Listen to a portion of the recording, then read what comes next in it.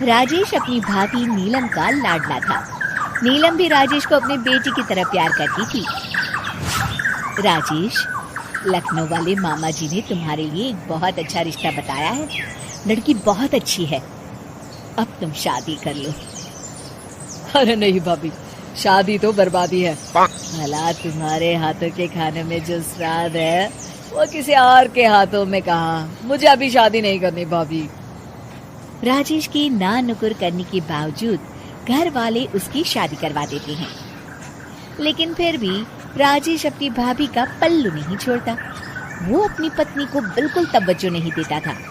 उसके लिए उसकी पत्नी सुधा का होना ना होना बराबर था। अरे राजेश, तुम अकेले बाहर जा रहे हो, सुधा को भी लेते जाओ। अरे क्या भाभी, हफ्ते में एक दिन तो छुट्टी मिलती है और आप वो भी खराब करना चाहती हैं। सुधा बाहर जाके क्या करेगी, वो घर में ही ठीक है। वैसे मुझे देर हो रही है भाभी, चलता हूँ मैं। राजेश की इस बेरुखी से सुधा हमेशा उदास रहती थी। फिर एक दिन नीलम इस विषय को लेकर अपने पति से चर्चा करती है। सुनिए जी, राजेश को कब अकल आएगी?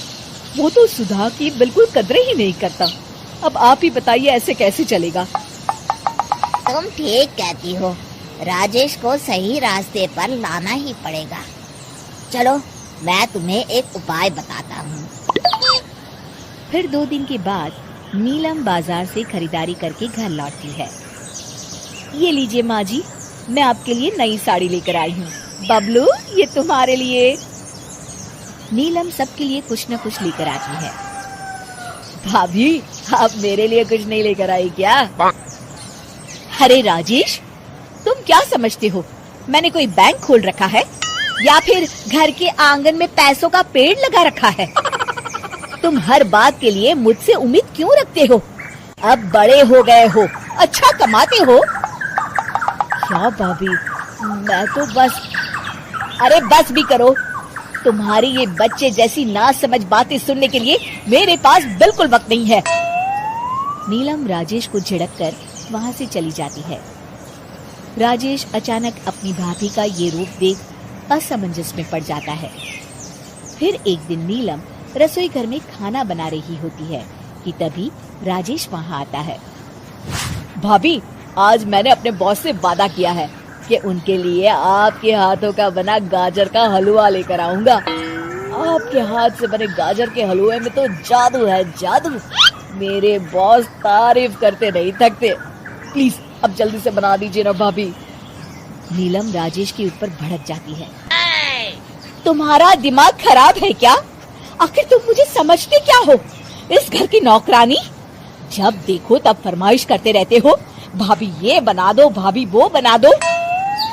अरे तुम्हारी पत्नी सुधा भी तो इस घर में रहती है, तुम उससे कुछ क्यों नहीं कहते? भाभी, आप इस तरह की बातें क्यों कर रही हैं? अरे बस भी करो राजेश, मेरा दिमाग और मत खराब करो, जाओ यहाँ से। अपनी भाभी का इस तरह बेरुखी भरा बर्ताव देख राजेश को बड़ा बुरा लगता है और वो उदास होकर अपने कमरे में बैठ जाता है।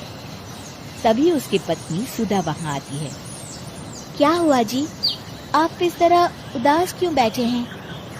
राजेश अपनी पत्नी को सारी बात बताता है।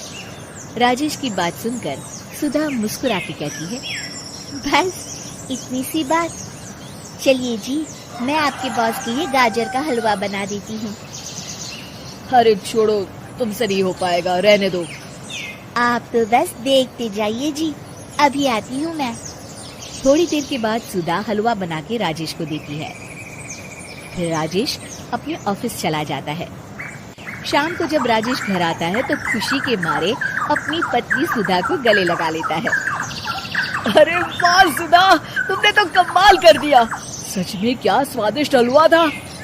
मेरे बॉस बहुत तारीफ कर रहे थे और इस हफ्ते घर आ रहे हैं तुम्हारे हाथों का खाना खाने।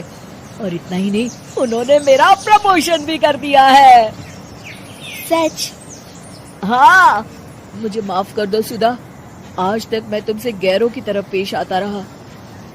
अरे ये कैसी बातें कर रहे हैं जी, मैं तो आपकी पत्नी हूँ।